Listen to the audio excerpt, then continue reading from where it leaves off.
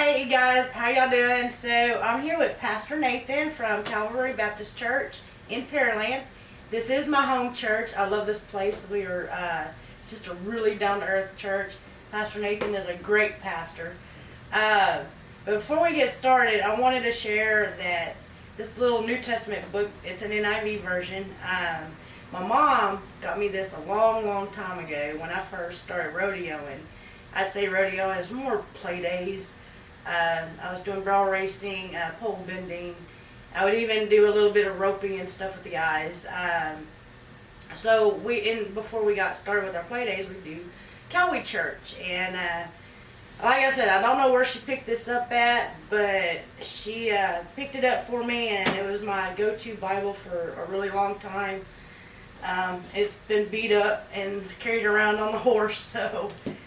But I'm glad I found it, and I just started reading it again, and it's kind of interesting.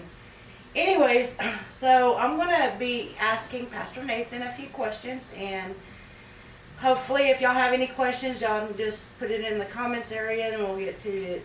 And if I can't answer it, I know he definitely can. Depends on what the question is. So the questions are a collaborative thing. Me and my husband both got together and wrote these down, so... With that being said, the first question is, what or why did you decide to become a pastor? Why did I become a pastor? Well, thanks for having me, first off. It's an honor to be here. Thank you for doing this. It's cool. So I figured that might be one of the ones coming up, so I thought long and hard about it. You see, one day I woke up, and probably about 18 or so, and I saw this burning bush off in the distance, and as I was walking to it, this donkey came up and started saying, "Thus saith the Lord, you shall be a pastor." And so that was it.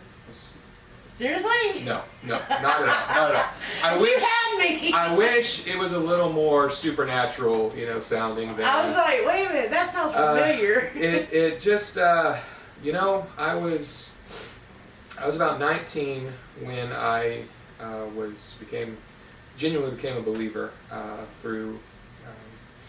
Hearing about a guy teaching on the resurrection, and it really dawning on me that it was real rather than just information. So about 19 is when I became a believer, I think, for real. And that was in February of 2004. I was leading worship in our praise band at our home church in Bay City. I was helping the youth pastor there with various things, and he informed me that there was a pastor down the road in Van Vleck, Texas, who was looking for a youth pastor. And so I was a year out of high school. I was 19. No business being in ministry, actually, looking back at it, but I started as a youth pastor there simply because the guy needed some help. And so started as a youth pastor, and then from conversation with another youth pastor in the area, a friend named Luke Konefke.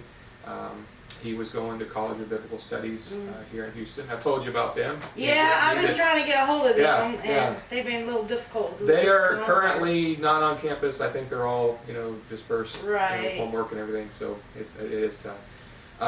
So I wound up going to school there for a bit, and wound up finishing ETBU, and from there doing seminary a few years later. It's just kind of been step by step along the way. No real burning bush. It hasn't been like this door opened up, so I'm going to go through it. It's been more like that. Yeah. It's been more door by door, just kind of falling into place type thing. Kind of. I at 19, I really just wanted to share the gospel with people. And so, here's a bunch of 16, 17-year-old knuckleheads that need the gospel, so let's go minister to them. Yeah. And I was a knucklehead too at the time. So, well, what teenager isn't a knucklehead? That's true. Well, and I'm sure there's 6-year-olds looking at us thinking we're knuckleheads too. Right. So knuckleheadedness is very subjective. But yeah, it was really just, it kind of morphed into sharing the gospel / teaching the Bible, and so. So was it like just a powerful, you don't know what it is, but you just had to do it type thing, or? Well, it's. I think you got to be careful with the phrase "follow your heart." Yeah. Because our hearts are desperately wicked and can deceive us. Right. But when you have a new heart given to you by Jesus, I think there's new desires that have been placed there. And a desire to teach the scriptures is not going to be natural to some dumb 18-year-old kid, you know. So the desire to teach the Bible, it kind of, I would say it kind of drove me a little bit. Yeah. And so just kind of step by step, door by door, opening by opening. I can see looking back how all the chain links connect to get me here. Right. When you're in the moment, you don't necessarily see it, but I can see. Man, if I had not been at seminary starting that exact semester, I would not have been in the exact spiritual formation group that put me with Stan Newton, who later became my boss, my pastor, Right. hiring at his church. Things like that you look back and say, yeah, I can see how through this crazy zigzag maze, God's working it together. So it never was a, like Jack Burkett, the founder of this church here Right. 35 years ago.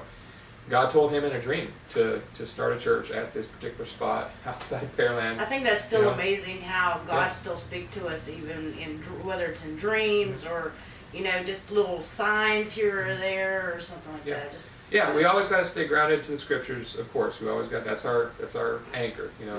But I do believe God speaks in various ways, and I wish I could say God told me be a pastor, Right. Like some clear, definitive, burning bush type marker, Right. But it just hadn't been that. It's been more providence and more circumstances. I haven't been a Christian, a true Christian very long, but I haven't really met anybody who's had that burning bush. Yeah. God told them straight up, this is what you need to do. Yeah. Some guys have more kind of emotional experiences. Like they'll have like this particular moment, God called me down the aisle and not down to the altar to commit to full-time ministry, So sometimes there's more of a kind of this is the moment that I knew. Mm-hmm. Some guys have that. It's just never been that way for me. So for me, when I was coming back to my Christian faith and everything, I just had a feeling I just needed to do this, and then that's what set everything off that I have going on today. Yeah. So I guess it works out. Yes, ma'am. So on my second question here, so how do you come up with your sermons? This one was from Jason. How do I come up with my sermons? Wow. Well, I don't really see them as my sermons, for one thing. It's God's word, and I'm just the in-between. Yeah. It's easy when you're going book by book. Right. Because, we finished chapter 3 in Ephesians. Look, very next verses are chapter 4, verses 1 through 3. So that's our next content. So going through, chapter by chapter, verse by verse, that's pretty easy because it's just the next thing. Mm-hmm. You wind up having, man, this is a really difficult thing. I don't really want to do this time, but you can't just skip it. So there's that. When we do kind of the more topical, going with the topic and what the Bible's saying about these particular, whether it's God as creator, we did that last year. I think one of your favorite ones was the pillars, right? Yes, the pillars that is of the church. Absolutely one of my favorites. Okay, yeah. So the series of the topical series, it's still kind of all one big glob of content together. It's just knowing which one of those to do and when to do it is kind of do we do a verse by verse again, or do we do a more topical one? That's when there's more of a all right, God, what are we doing next kind of feeling.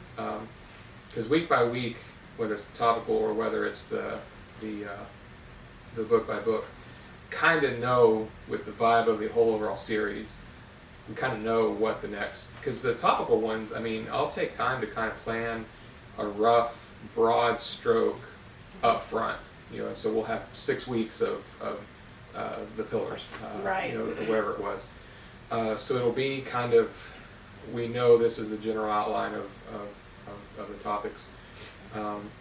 So even with the topical ones, we still kind of know the bigger picture. Right. But the week by week, it's like in the nitty gritty grind of each individual one. It's an interesting thing of just reading it, and for me, what is God saying through this text? Because we got the commentaries, we've got all those things, and we need to study, of course, that what we're saying is not something aberrant and something completely out of left field. So there's a place for those things. But I don't start with the commentaries and all those resources. I start first with, all right, God, here we are, little Pearland, Texas, our Right. folks. What are we saying? What are you saying to us through this? And kind of just kind of try to follow that for a bit and see where it is, and then from that take it to all this stuff. Right. Say, okay, this is on target. This is on target. Oh, maybe I was a little weird there, but is it weird to say that, or is it the realm of okay weirdness? Because and God is maybe stretching it a little bit for us. And then I try to be crystal clear when it's something of my opinion or my take on it. We can say we're clear, this is what God said, but if it is, there's this view, this is Nathan's view. I try to be clear that. Well, I know there are some sections of the Bible that are vague. Yeah. On, Yeah. clear, instead of, there's certain sections that are like clear cut. Okay, this Yeah. is what God's saying, and this is what Yeah. it means. And then there's a lot of it where not a lot of it, but then there's that other half where it's, this is what he's saying, but what does he mean here? Right. And that's where we wind up getting our interpretational differences. Right. Yeah. So does it matter what version of the Bible you use? Does it matter? Yeah, this is another one of Jason's. He's the one with the hard Okay. questions. Well, I guess There's a wide variety of them. there is. Yeah.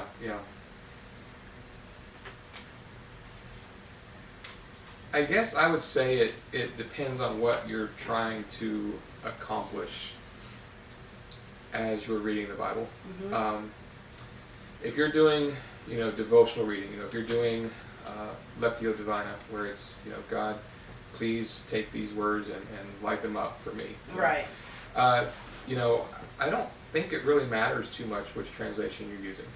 Yeah. Even the paraphrases of the message, God has spoken to people through the message, even though that was Eugene Peterson. I think he was using King James Version when Eugene Peterson was just paraphrasing. I mean, it's a paraphrase. It's not even a translation technically.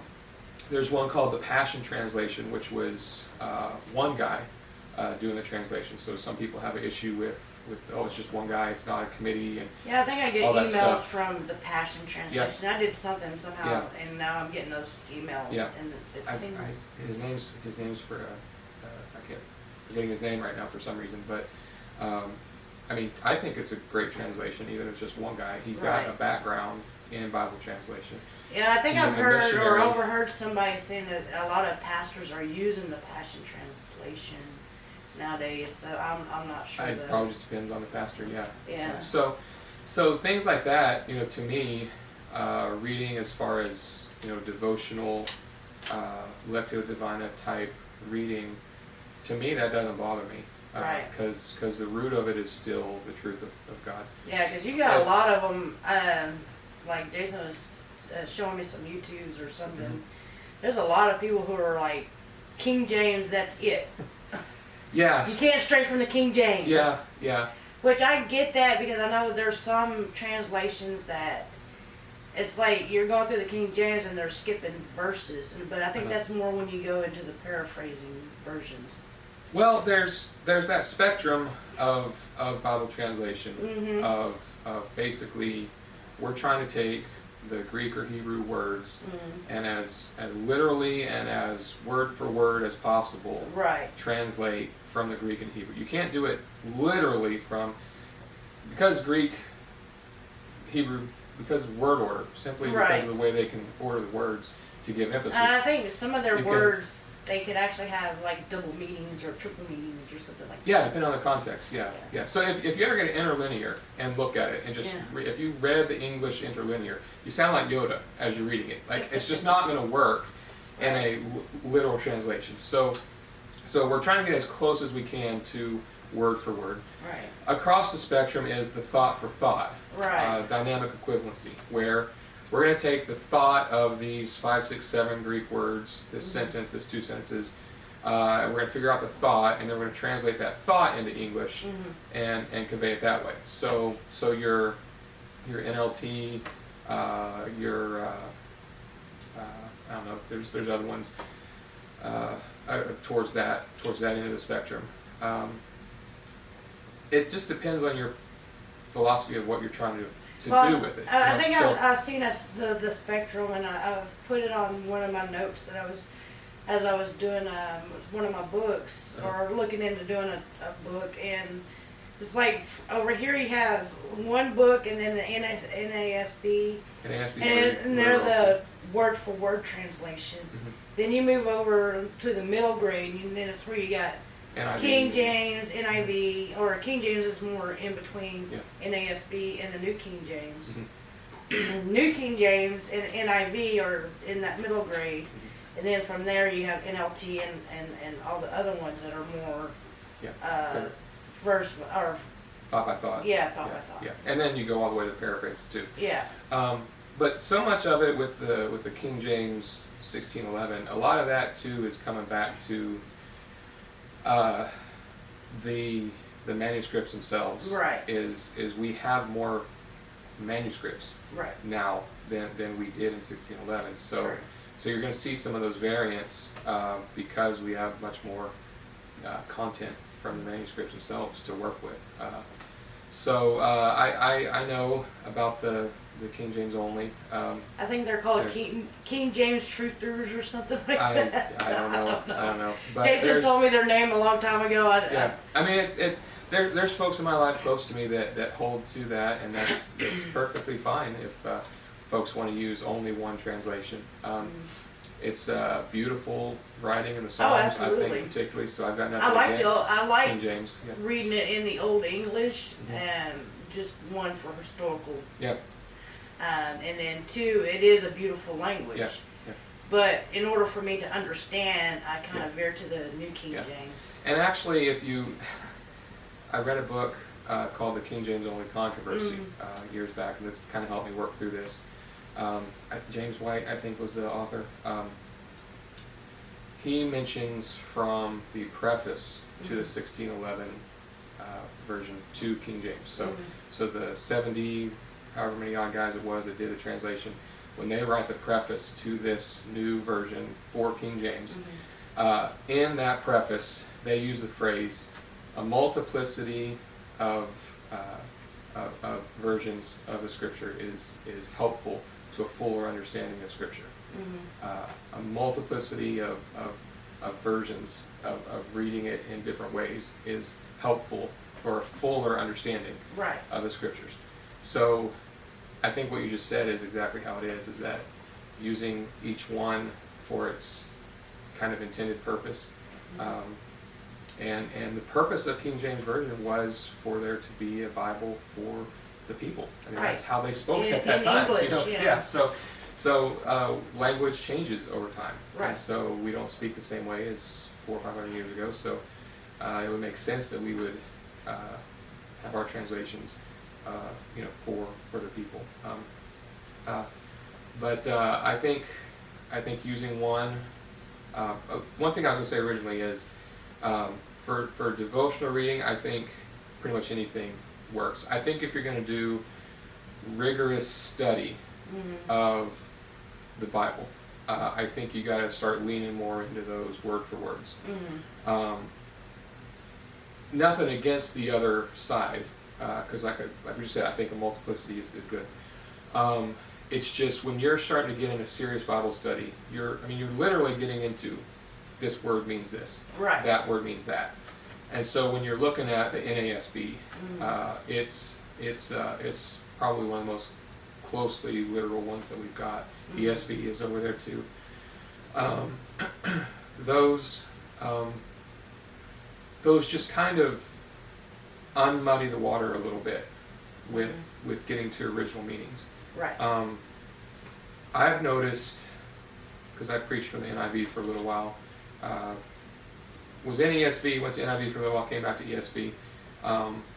What I found is you're getting the words in your literal translations, but you might have to explain those words a little bit more.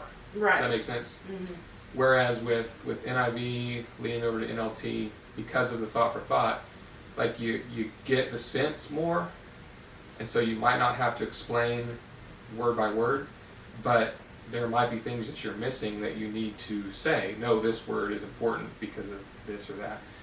So the sense might be easier. Well, the sense is easier to kind of, oh, I get it. You know, for even you know, some translations are for teenagers all the way down to children. You know, for whoever your audience is, whoever your target goal is, to get it, it's easier.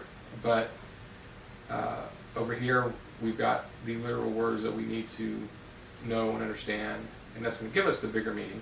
Right. But yeah, we might have to explain a few more words individually, but we're getting to the actual deep meat of it in the process. Now, with my studying, I tend to lean toward the New King James because to me it seems like it's just taking. I haven't found anything wrong with it other than they're just taking the these and the thous out of there. Yeah, it's very similar to the King James. And so basically, they're writing the King James just in a more simpler language. Yeah. But it's also in that middle ground where it's not exactly word for word, but it's not exactly paraphrasing. And I know the NIV, I've read up that the NIV is one of the more popular Bible translations. It may be one of the highest sold, I think. Yeah, I think so. But they have, their ranges goes from children to adult Bibles. Now, I know when I got the kids, their Bibles, they were all NIV because that was the only ones for teenagers. But I tend to, and it helps me. I was okay with the NIV, but I just tended to care for the New King James. I've noticed everybody kind of finds an affinity for one, in a sense. And so for some that is the King James Version. For some it's NLT, for some it's NIV. Maybe some of it is what you grew up on, you know. I think we all kind of have a certain affinity for one translation over another. For me, that's kind of developed as the ESV. Then you start memorizing them in that particular translation, things like that.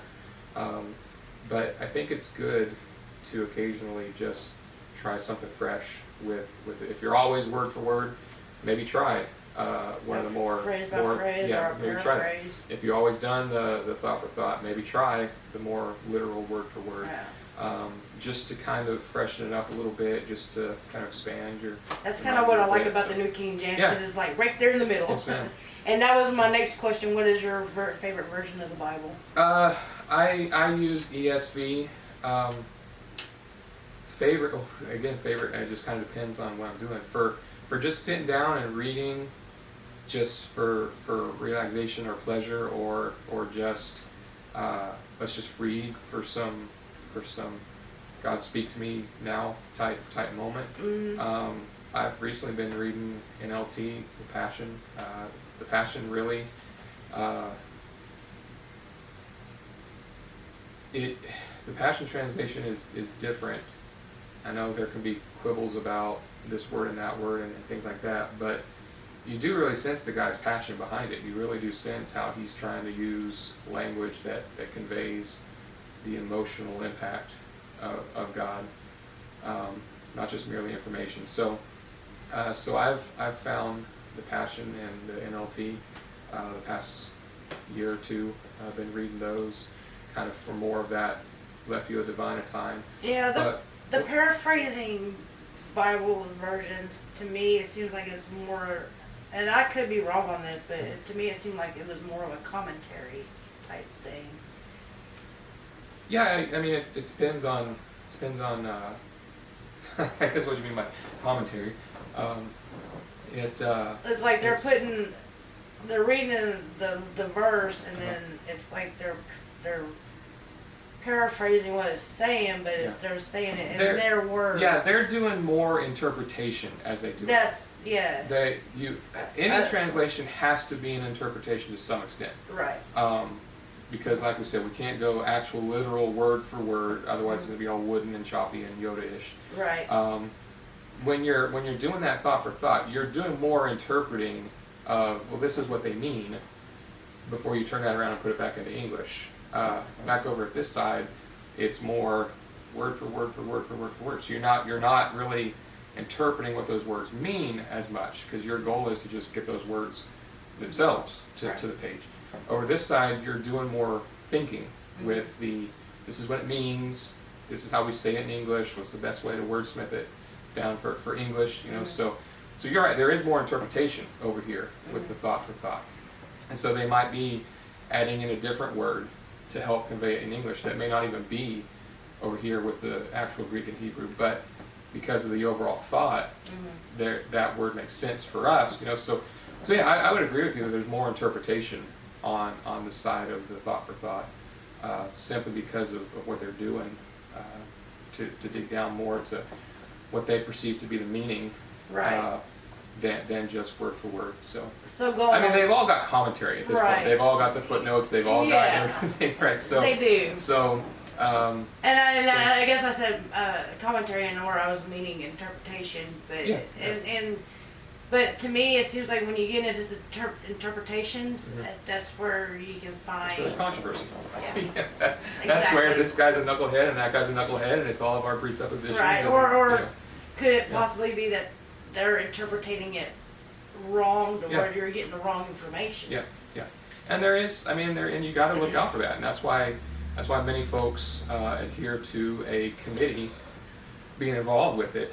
Is that, especially if it's a kind of an interdenominational or cross-denominational committee, is that we're going to try to minimize any of those theological biases and theological presuppositions. Is that we'll try to keep it as even-handed as possible, because we're all approaching it with our worldview, with what we either know or don't know of our presuppositions, you know, where our culture, our everything. And translators are just the same way. They're approaching it as best they can, trying to understand the world of the Bible. So that's why they dig into all the ancient languages, all the culture, all the different writings of the time, things like that, to better understand. Okay, what did Paul mean when he wrote these 5 words? And all right, how do we best explain that to English? Or, well, here's what he said with these 5 words. So let's just translate those. But the pastor's going to need some help with this word, so we're going to have to give him the resources to help with that word. So it's all part of the diversity of the church. And when you think about it, it's a blessing in a sense that we have so much. You know, there's places on earth where if you have a page of scripture, that's a huge blessing. Yes. You know, so absolutely. Take it all with a grain of salt. That there can be disagreements, but there's no excuse for not knowing your Bible these days with what we have. You know. Yeah, I mean, you can get them on your cell phone, your tablets. Yeah, there's a wide range of different outlets for it. Yeah. So I'm kind of like you, the old-fashioned book. So. Well, there was a guy at one of my old churches. He worked in IT actually, and he kind of jokingly, not jokingly, one time said, "The beast is from Revelation is the internet." And what he meant by that was not the internet per se, the World Wide Web, but the whole tech thing in of itself. And he had a valid point one time. He said, if they ever get it all, whatever it means, but kind of with the Bible, if they ever get it all on digital, to where we don't do books anymore, which I don't see how that could happen. But technology is a blessing. Technology is great. If we ever get so dependent upon it where push of a button it's gone, we need books. Well, I can tell you in the we need good world, old hardbacks and paperbacks and the actual literal book. So yeah, it's a blessing to have those things for sure. Just don't get too dependent or addicted on them. Right. Well, I know being in the corporate world that, you know, when the computer goes down, Yeah, it's the end of the world, huh? that is basically, yeah, we have no work for the rest of the day, and it's like, because we've gotten rid of all the paper and pen stuff Oh, yeah. for the most part, and then it's like sitting there for hours or days waiting on wow. IT to figure out what's going on, Yeah, you know, so, yeah. Well, just look at that big scale. That if everybody got dependent upon our iPad or our iPhone for our Bibles, and then one day the powers that be decide the Bible's illegal for hate speech or whatever, click, we don't have Bibles anymore. Right. You know, that's all I'm saying. Is Absolutely. And I don't mean to sound freaky or whatever. Like, I don't think that's going to happen, but I don't think it's outside of the realm of possibility either. No, it's not. Absolutely. So my point is use the blessing and use the tool as God has given it, but don't become too dependent upon it. Don't become addicted to it, and have a little Bible in case that ever goes down. You know? Right. Anyway, sorry for the conspiracy theory. Oh no, it's okay, because my husband's along the lines with you, as you well know, because he still thinks that we're living in the days of or getting close to the days of Revelation. We're getting closer every day. Oh, absolutely. So totally, and I agree. Yeah. For the most part, and if you're right, if we ever got all this on nothing but digital, if they decide to pull the plug, that's it. Yeah. There's no more. I mean, other than what few paper copies people have. Yeah, unless the old book burnings come out of like literally burning books, like that's not going to happen. Like we've got Bibles in our houses, we've got Bibles in our churches. Like they're not going anywhere. So I guess it's more of a admonition of just don't get overly dependent upon tech. Don't get addicted to tech because tech is finicky, right? Very. Yeah.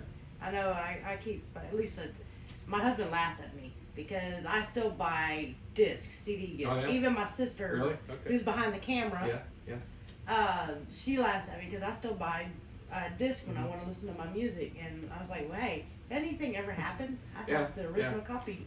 My wife has a laptop, and she'll get a bunch of photos, and then she'll want them to be on her laptop, because if the cloud breaks, you know, I want to have them. Right.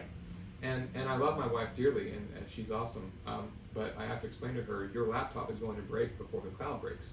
I mean, your laptop is 3, 4, 5 years till you need a new one usually. The cloud's not going anywhere. But same thing. I want to know that I own. Get her some of those. I do the same thing sometimes. Get her some of those thumb drives. I got like a bunch of thumb drives. Yeah, external hard drives and things. Yeah. Or an external hard drive of like 2 terabytes or something. That holds a lot of pictures. Something we should have gotten my mom because I think she literally broke her computer saving all the pictures onto her computer. Well, hers went down one time a few years ago and just crashed. And our wedding pictures were on that one. So we had to pay to get it not refurbished, but somehow crack back into the hard drive. To at least get the pictures, It was a wedding, or maybe it was some baby pictures of Levi, something like that. Yeah. Ones that you don't want to get lost. Right. Anyway, sorry to get you off topic. Oh, no, you're good. That's what we're here for. So, do you have a Bible verse that speaks to you personally? I don't want to call it a favorite verse, but some people might call it that. Well, that one right there on the wall is printed out because of the fact that I memorized that one in college. I was doing a memorization program in a sense, and that was the first one. And so there was many a day at ETBU where there was campus, and there was this graveyard by campus actually that was old, been there a long time, and there was the main one. There was actually a Jewish section too, and I don't think it was creepy because I would never go at night and stuff like that. Some people would go and have hide and seek and those kind of ghost stuff at night and things like that. But I'd just go in the mornings or during the daytime because no one else was there for the most part. It was quiet. And there's something sobering about seeing those dates, start and end, and wondering about different stories, wondering you know, about this guy, what his life is like, what you know, man, he died young, you know, that kind of stuff. It just kind of, I think, keeps your mind a little more focused. Anyway, I memorized that one there at ETBU, and so there's been 2 or 3 times throughout my life where I've seen God do some things, and last time it was kind of helping me out in a pinch, and it actually came up as the Bible verse for the day on the app. The very day I was finding some kind of freedom, you know, and so it popped up, and that's what made me want to print that one. But know, therefore, you know, like, it's one thing to know, and it's another thing to know, and they knew because God delivered them through Passover and the Red Sea. You know, they knew, they experienced, they'd seen God work, and so I've seen God work in my life a few times in connection with that verse, and so it's there as a reminder, because when those times come where you're not knowing as much anymore, there's a reason he said write them down, and there's a reason he said put them on your walls and over your doors and all that stuff. Talk about them with the kids and stuff, because in those moments of the next pinch, you know, I'm going to need to remember that he is there with you. He does keep his covenant, steadfast love.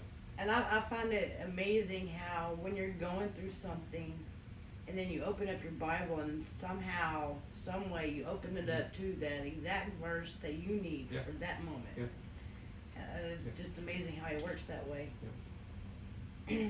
With that being said, do you have a particular book of the Bible that you like, that you enjoy over the others? Yes. I really like John for whatever reason. It's obviously, you know, straight Jesus. I kind of see the Gospels as straight up Jesus, because it's you know, literally his words and his actions. And John's so different from the Synoptics that I just kind of have an affinity for it. I've got a little ESV version that's it's about that big, and divides it up over 7 days. You read about 15, 16 pages per day, and you read the whole thing in a week. It's got that reader's text where it's not the verses, numbers, and things, so it's helpful to just sit down and read it. So that's part of my morning routine, is to read a little bit of John every day, and so I actually read it once a week. So and Genesis is really cool. I know you like Genesis a lot. I like it because it's given the foundation for everything else. Yes, like if you don't get Genesis, you're not going to get the Bible. Right. I don't mean to sound rude or whatever, but no. There's You're so right. much, the creation itself, you know, man and woman, the Genesis 3:15 prophecy of the serpent crusher, you know, the dragon slayer, the Jesus, basically. It's the first prophecy of Jesus. Well, not only that, I love the story of Noah and the ark, because in today's geology, you can find where there was a massive global flood through the Grand Canyon and these mountains, and then Montana's got the bone where you can go and excavate bones yourself, Really? and they have you're finding all these sea creatures mixed up with the land creatures. Kind of messes your time. The strata or whatever messes all up. I'm not big. I don't know all that. I don't it's know been all that forever stuff. since I've been in school. So. To me, the interesting thing about that is that pretty much every culture on the planet, no matter how far from every other culture, has a flood narrative. Exactly. To me, that means something. Absolutely, and then everybody's got a Joseph story at some point. Okay. Yeah, maybe not all cultures, but there are quite a few cultures that have kind of a Noah story, especially around Egypt. And then they're finding. I was watching one documentary where they showed this sarcophagus or burial site that had the statue was this guy who looked more Jewish than he did Egyptian, and then his coat that he was painted with was of many colors. Multicolors. Oh, that's cool. Yeah. So I thought, and then it was in a burial site where more of the Jewish sect was Mm-hmm. in when they were in Egypt. Yeah. Was in that area. Yeah. So I thought that was fascinating. Mm-hmm. Of course, I'm a big Yeah. nerd, so when it comes to that kind of stuff. Yes, So. ma'am. So going forward, before my lady gets mad at me, is it hard balancing church time with family time?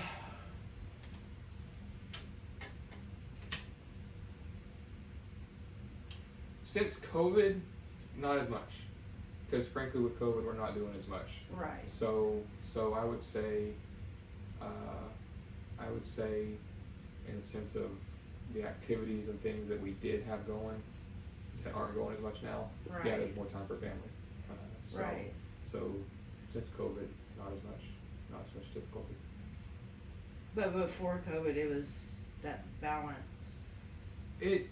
It wasn't so much family time per se. It was that with me working 3 days, with my wife working the other 2, as a nurse, I had time with the kids. I had 2 whole stinking days, and I still do. That's part of what I do is when she works, I watch the kids. So it's not a lack of time with the kids. It's more of staying on page with her, since we can be, kind of ships in the night if we're not careful.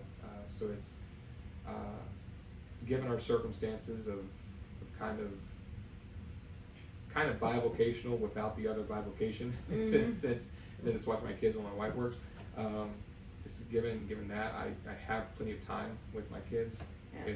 It's more of finding that time with my wife than the kids. And like Jason and I, y'all have the kids and everything, so I imagine that's kind of hard to work around with the kids and the jobs and. It's just life, Yeah. It's just, everybody's got, I don't think anybody in our culture has too much excess time to just, if you're working, both parents working, both kids are in school or homeschool or whatever you're doing, like everybody's busy, so It seems like they're getting busier as the generation. It just is what it is. I don't know what it is exactly, but Yeah. it's interesting to watch. I'll tell you that. It is. I know. God is good. It's that country song. God's great, beer's good. People are crazy and right. So it's just it's funny watching people sometimes. Yeah, me and one of my friends, we used to go out to the parks and stuff and just people watch and laugh. Yeah. Because Start they do making up some all the backstories for everybody. And you realize how judgmental you are, so you don't know. Now those were our drinking days, so okay. more than likely we were half schnockered doing this. Yeah. So, Well, there's actually, it just came to my mind. Greg Boyd, his books are here somewhere. He was talking about one time he was doing that at the mall, but he actually was being kind of judgmental about people. He was just, she's too this and he's too much that, and look at that and look at that, and God actually convicted him of you're judging people, and so he actually ended up writing a book from that of having to repent of religion in the sense of, here I am, a Pharisee basically, saying this person is too much of this or too much of that, whereas God loves that person. And that's what God convicted him of, is you're looking for reasons, not to love these people. Right. Whereas I died for these people and I love them where they are, So I'm not saying that's what you were doing. I'm just saying that brought to mind his story. I think it's human nature for us to judge each other, whether we mean to or not. Right. Whether that person's wearing the wrong thing, or oh my gosh, look at her, she's wearing white after Labor Day, or I've never understood that, but yeah. Me neither. But just in general, as it's human to do that kind of stuff. Even though, as Christians, we try to strive to do better, and that's something that I've always kind of found, I don't know, irritating or what, but just because we identify ourselves as Christians and being Christ followers, that people tend to put us on this pedestal with Jesus or below him, but not much below him, and then they are like, if we do anything outside that bubble, we're hypocrites. Yeah. But what they don't understand is that we're human too. Yeah. So. Yeah, we're definitely, like like we were looking at Ephesians 4 Mhm. Sunday, we're definitely called to walk worthy of the calling to which we've been called. So that there's something to be said for, oh, you're a little Christ, you're a Christian, you're a little Jesus. Well, are you living like little Jesus? There's something to be said for that. But at the same time, we're a work in progress of, if we're more like Jesus than we were a year ago, well then, hey, that's good, progress, right? yeah. So you may not see that step by step by step. C.S. Lewis, in one of his books, had a good saying that, there may be, Joe Schmo in your life that, I'm obviously paraphrasing here, that just grates on you. He's just such a jerk. You just can't stand him, this, that, whatever. And so you're judging him for where he's at. Like, you don't know of, like, maybe 20 years ago he was 10 times worse than he is today. Right. And you don't even know it because you didn't know him 20 years ago. Right. And so I think we all deserve a little grace. Not deserve. I think we should all give each other a little grace with where we are. Right. Because we're all a work in progress. Absolutely. But if we proclaim that we are a Christian, we're taking on a name that was bestowed upon people. Right. Back in Antioch, it was the people around them that called them Christians. Right. They called themselves followers of the way. Right. We're followers of Jesus. We're disciples. Well, I think back then it was being called a Christian was more of a derogatory than what it is It now. probably would have. Yeah, we think it was like a slur against them. Right. Yeah. So my point is, if you're gonna take on that name, if you're gonna take on this, I'm a Christian. In our culture, that means certain things to people. They're gonna expect certain behavior. Based upon their past experiences, based upon whatever they think about Christianity. So if they see no change at all, and yet you proclaim to have had this encounter with God that's transformed you, but yet there's no difference, I think they have some legitimacy of what's absolutely. going on. But to be overly critical of you let a cuss word slip when you hit your hit your finger with the hammer, something like that. We're a work in progress. So just give a little grace always. Absolutely. All directions. I agree with that. So during your free time, I know you're a big reader. I like to read. Yes, ma'am. I'm a book nerd too. But other than reading, and what do you do on your free time? I read. I hang out with my kids. Hang out with my wife. If I do watch something, it's usually more a movie than like a whole full-blown TV show or something like that. There's been some shows I've gotten into. It's usually more sci-fi type stuff or history type things. I was in fantasy basketball and was in. I remember at ETBU our internet for some reason would not work the draft for the fantasy league. So we actually went over to a coffee shop to kind of piggyback on their Wi-Fi to be able to do this draft thing. I was hardcore. Into okay, I was just it's Super Bowl, let's go have a beer and watch the game and barbecue. Yeah. And what's the score again? Yeah. Oh yeah, okay, good. Dallas is winning. More I'm interested in the all right. commercials, right? More interested in the Yeah. commercials. Well, we get into the game, but we would, we wouldn't be like my husband. My husband's all about, or he used to be, he's more into college ball now. Yeah. But because they're still playing for passion. They're still playing, trying to get to that next level. And that's what he likes about college ball, is that there's a little bit of politics, because there's politics and everything, but they're playing it for the game, not.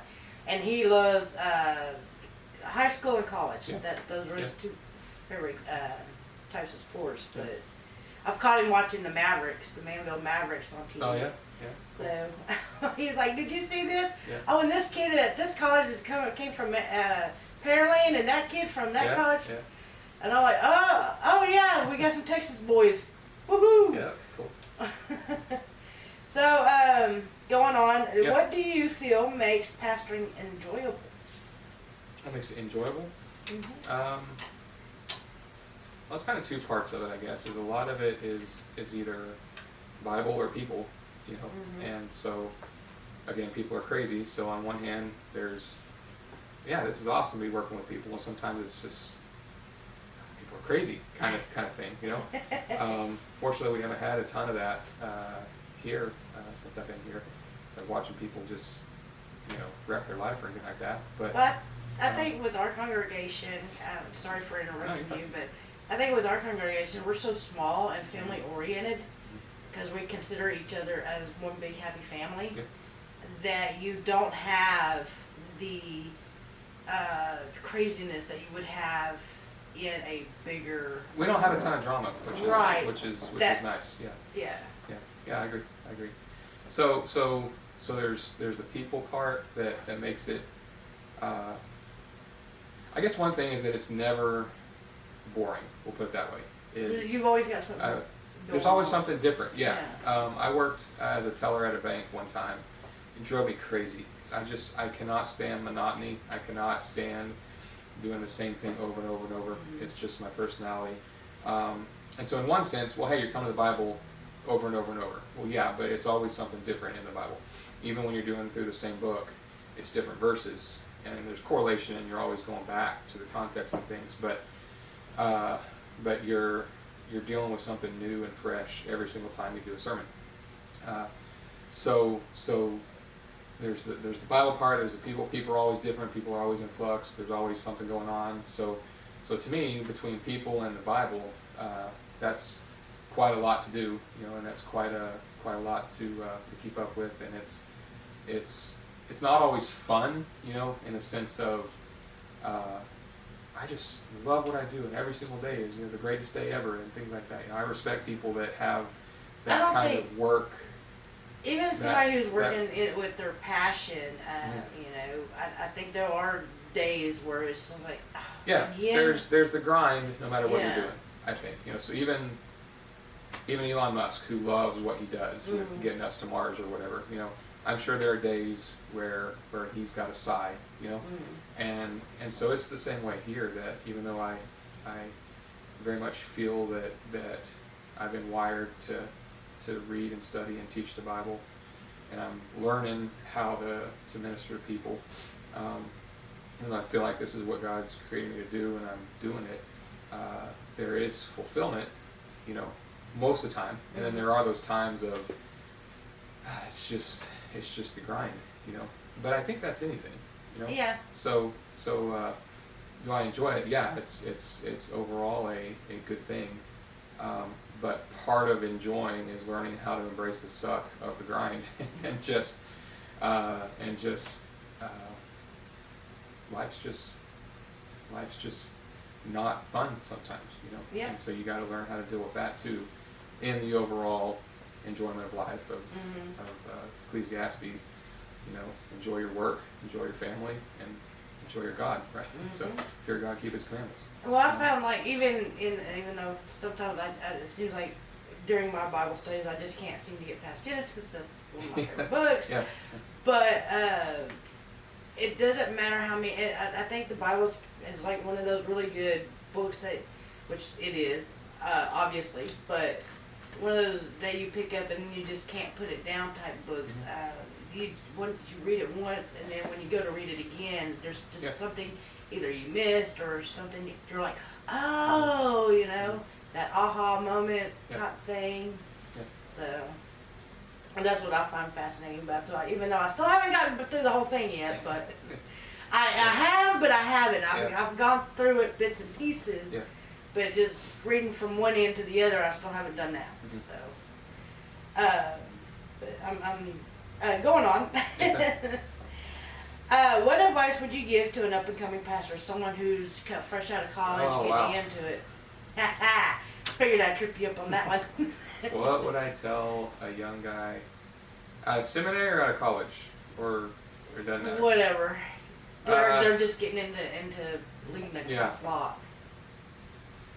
Let me just start for a kid before college. Let's just start there real quick. I would, and then there's guys that disagree with me with this, but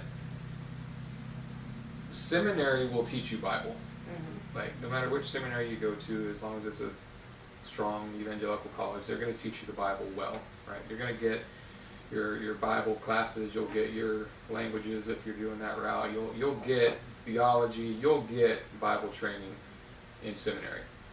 Mm-hmm. And seminary is always there. on the other side of college, right? With college itself, I personally think, guys, especially with where we're going with churches struggling these days, many churches are plateaued or declining. It's probably going to be, for guys, more bivocational stuff in the cards than straight up. We can hire 6 staff guys, the way it was in the 90s or something like that. It's the landscape is shifting to where smaller churches are simply not able to afford full-time guys the way they could maybe 10, 15 years ago. Right. So I would encourage a guy to get a degree in something he likes that's going to be marketable in the marketplace. Like, right. Be able to make a living, right? So, which is kind of the point of college anyway, is to get something that you can make a living at. Then you can always go and get. Is that your car? Sorry, I don't mean to interrupt you. No, that's fine. Sorry, I had to make a noise, so let it be my truck. And some guys say no. If God's called you to ministry, get the Bible degree from college and go get the Bible degree from seminary and go that route and just depend on God the whole way. And I get that. I'm not going to fight anybody in the parking lot over it. It's just right. I have found in my life that you can be a pastor and like if the cards were for me to work another job so my wife didn't have to work as a nurse, that would make our life different than the way it is now. And it's nothing, not good, bad, wrong, right, anything. It's just if I were able to do the bivocational thing where she could stay home with the kids, that it's just a whole other world for us. Does that make sense? Yeah. But because both my degrees have been in Bible, it's not like there's a lot of Fortune 500s out there looking for a Bible guy, right? Right. So especially with the future being probably more bivocational stuff, I would tell a guy going towards college, find something you like to do that's going to be marketable to where you can make a living. You can always go to seminary and get the Bible training there. So that's kind of the professional aspect of it I would talk about with him. But the bigger thing to me is, because I've seen this in my life, there's ebb and flow to it. There's kind of more strength and then more weakness in everything. Is especially with seminary where all you're doing is Bible stuff. There's a difference between, how do you say it? Gosh. Like it's not hard to fall into giving people information from the Bible, and yet you haven't really truly prayed in a week or something like that. And I'm talking about you pray with your kids, you pray at dinners, but like a true it's pastors going into your own. We're just people like anybody else. We're not any more holy. We're not any more anything. We're just people just like everybody else. So we can drift from Jesus just as much as anybody else can. Yeah. It's just easy to hide that because all you're doing is Bible stuff, right? And we got to keep up the appearance of we got to keep up we're the leader or whatever. Jesus is the leader, not us. We're the guy. It's like Jesus is the guy, not us. Like it's easy to get caught up in all the Bible stuff to where you can let yourself drift just as much as anybody else can. Like just because you're doing all this Bible stuff doesn't mean that you're staying close to Jesus necessarily. Well, I think it kind of goes back to that thing that people put on, even just calling you a Christian. But now you're a pastor, so they're putting now you you're a super on Christian somehow. Yeah. And you're not really. No one's a super Christian. Yeah. So I would say develop a daily habit. How exactly it looks is kind of up to the individual, how they're wired. I think mornings, there's something about mornings personally, but if you're doing night shift and it's got to be 6 in the evening is morning for you, like it's not the time necessarily of when it is.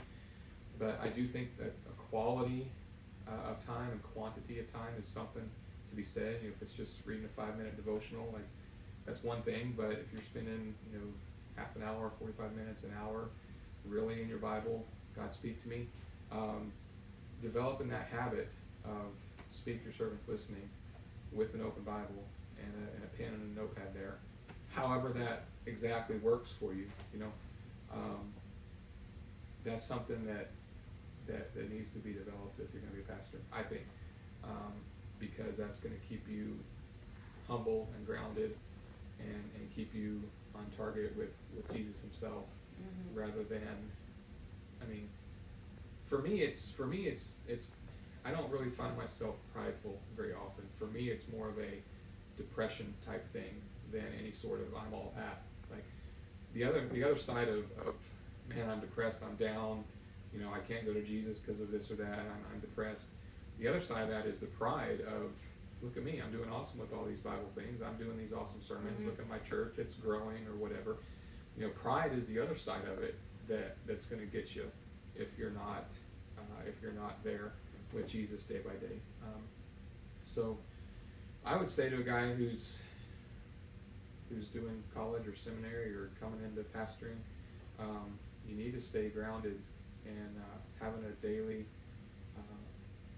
habit of spending time with Jesus. If you're not doing that, I'm not saying you're perfect. I'm not saying it's there's times where things happen and you got to give yourself a little grace.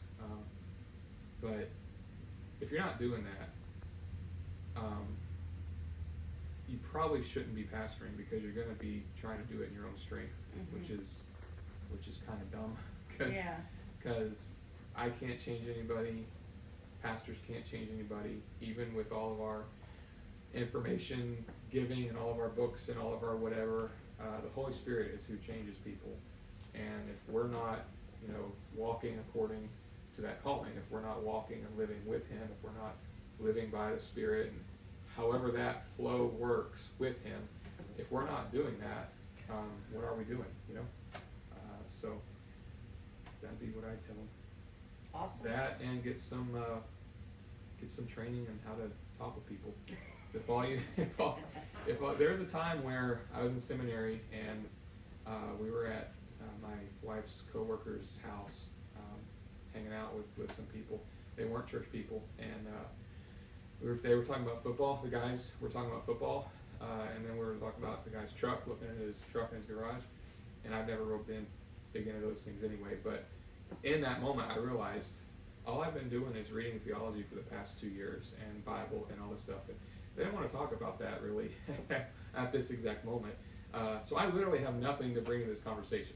There's literally nothing for me to talk about that I know to talk about with these guys. Right. And you don't want to be there. You want to be able to talk with people, right? Right. You want to be able to. You don't want to be such a theology monk nerd that you can't interact with people. Right. Especially coming out of seminary, where you got your degree, you got your Bible, you're ready to go change the world and everything. And if people think you're a jerk because you have no interpersonal skills, you're not going to get very far. Right. So be able to get some fresh air and be able to get something in the culture that people connect with, that you can talk with people. Otherwise, you're just going to be some kind of distant, not necessarily holier than thou per se, but you're just gonna be this other guy. There's something other about him because he's so this or that he doesn't connect with people. And Jesus didn't have that. Jesus obviously was connected to people. I'm not a pastor, and I never had I had a desire to lead people, but not in a pastoring way. But I think you have to have a certain rapport with people. Yeah. I think you have to be a people person in order to do to an that. extent, yeah. Somebody who can have conversations with people easily, and be and my big thing, even with just going out in the public and talking about Jesus, is that one, I don't feel that I'm as knowledgeable, and two is how do you break the ice about getting Jesus into that conversation, Yeah. So, but Well, and that's the difficulty with evangelism in general. I yeah, think, is Jesus is relevant to anything, right, but yet finding the way to do the conversation about him in a way that's not weird, right, and overbearing, right, you or know? overbearing, or manipulative to you're a notch on my belt, you know. Yeah. That's I think the tricky thing and the skill we've got to. Yeah, because I have a really good friend. He is an atheist. He's done said it to me. I don't know how many times, even when we get into the conversations. It's okay. He won't be forever. Right. That's what I keep telling him. But it's like you have to approach the subject of the Bible. Sometimes he'll come up to me and ask me, and I'll give him the answers that I know of. But you know, then we'll get into this conversation. Well, this atheist wrote this and this in this book, and I'm like, okay, but I just watched a documentary where it's showing this and this and this. Mm-hmm. So it's kind of taking his and kind of it, and he's like, well, how do you know that's true? Well, how do you know this guy's true? Yeah. Key to est veritas, right? What is truth? Yeah. Pilate, and truth is standing right there in front of him. But we're all looking at the same reality, which is interesting with the theist and the Trinitarians, us and atheists. We're all looking at the same stuff, right? Mm-hmm. Hey, there's those bones in the ground, or hey, here's this strata, or here's the systems within systems that I see, and yet it's not intellect that's the problem. It's somehow, some way there's a heart issue of there's no God and I hate him. It seems a lot of atheists are that way. I've heard it put that way before. Yeah. There's no God and yet I hate him, or a lot of it is there really is a lot of crappy stuff in the world. And yeah, I can see where you're coming from of seeming like God is indifferent to it. Right. Yeah, where's God in the genocide? Right? Where's God in the earthquake? I think that was one of the questions he posed to me. Is like, okay, well, Yeah. if there's a God, then why are so many children suffering with cancer and this and that? And I go, I don't have that answer for you. I really don't. Well, sometimes, but I can tell you that everything that the earth has done so far is in the Bible. Yeah. Sometimes the poetic helps me, and Switchfoot has a song, the shadow proves the sunshine. Yeah. And when you think about that, because there's a documentary where John Foreman, the head guy at Switchfoot, he does some solo work too, and there was a time where he did 24 songs in 24 hours all around his area in California. And one of the hours he spent was singing at a children's hospital with, like you're talking about, these kids with cancer and these kids with these diseases that are going to kill them quickly and all that crap and stuff. And so he's there just to minister to them, and it brings some brightness to their day and things like that. But you step back at that and you look at it, there's nothing good about that. There's nothing that kid did to deserve this. Right. You know, it just sucks, right? But you step back a little bit further and you say, okay, the fact that I think things should be a certain way, that they should, right? That means that there is a good and an evil, or a right and a wrong, that I am presupposing that it should be good and not bad, that it should be better and not worse. It should be this way and not that way. It should, right? I hate to tell you, but if atheism is true and there is no God and there is no morality, it's just whoever's strongest. Right. It's just the weak are meat and the strong do eat, from Cloud Atlas. It's just what is. There's no should. It's just whoever's got the most guns, whoever's got the biggest muscles, whoever's got the strongest survival teeth. Of the fittest. It's survival. That's all it is. That's all Darwin is. Is it just is what is. Yeah. There's no should to it. There's no cheetahs and lions setting up judicial systems of how they eat the antelope, right? It just is. There's no should for the antelope. Yeah. Oh, he should have made it, or the guy should, the jaguar should not have done that. It just is. And so when you start bringing in, well, it should be this way and not that way, what are you judging that on, right? You're saying there's a shadow that I see and I don't like that shadow. Well, what's the sunshine that's causing that shadow? That's the way I see it, because I struggle with that too at times. And there was a time where I was kind of like borderline gonna say I was an atheist. Like, I don't think I really meant it, but it was more of a I'm just so sick of all this religion, blah blah blah, and fakeness and blah. There's just some things in my life going on with some other folks and things, and so I was kind of towing the line of, I'm going to say I'm an atheist or whatever. Probably more agnostic than actual atheist per se, but that was part of the deal. Was there's so much bad happening, and what are you doing about it, right? And then another thing that helped me actually was a teenage girl. We were in a Sunday school class, and she goes, "Hey, I'm reading here in Psalms where it says God feeds, everybody. God feeds all the animals. God feeds everybody. How does that compute with the fact that there's people starving over in Africa, including babies?" And I'm like, well, good for you for thinking, and good for you for caring, and good for you for asking, right? Because that's not an easy question. But some of it boils down to me, is if crap is happening, how does God typically work? Yes, he can do a burning bush. Yes, he could send angels. Yes, he could ride it across the sky. Yes, he could do all sorts of myriad things. But as God's imagers on this planet, he works primarily through us to go make disciples, right? That's the command, right? So he works primarily through people. And so if there's crap happening, sometimes you just got to look in the mirror and say, well, what are we not doing right that's allowing this to happen, right? But then you get into such a big picture stuff, it gets overwhelming, of course. But I told her, look, the problem isn't that God's not feeding them. It's the problem is that God's people aren't doing what they're supposed to do to care for other people. And when you start reading those bigger things and the systemic problems, and it goes back to the top with so many other things, which again, where's justice, right? Where's justice for the big bad guys, right? So it can all come back to what's wrong with the world today. But the other thing is, you got to realize that God jumped into it with us. I mean, how much more suffering are you going to get to the cross, right? Right.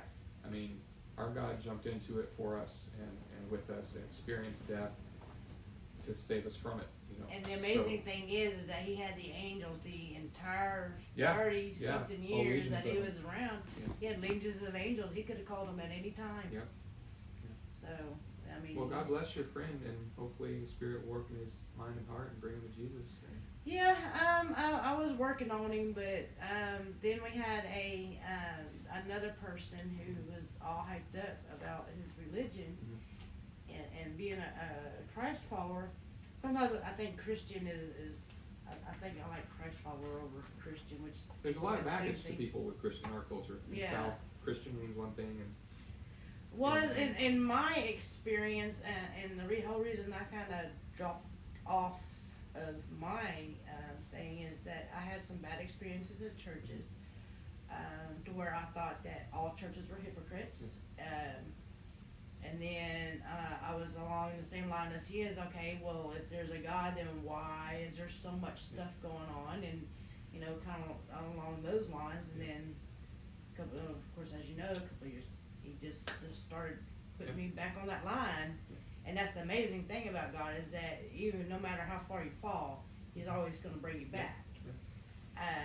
But I think I was getting somewheres with him because he brought up the Darwin thing, and I'm like, okay, so you believe in Darwin, so that means you believe that we came from monkeys, which if we came from this common ancestor, that's what they it's a common ancestor with apes, So if we have that common ancestor, and we came from this little microorganism from this Big Bang Theory, and we have one tree, so then why does it take two to create life, a male and a female? Yeah. And then why is it if the planet is as old as they say it is, why are they finding dinosaur bones now with the spongy soil that's proving that the earth is not as old as they were thinking. And then, which the Bible only says is only, what, 6,000 or so years? Yeah, that's one way of looking at it. Yeah. So, and then, if Darwinism is correct, why is it we haven't seen anything turn into something else?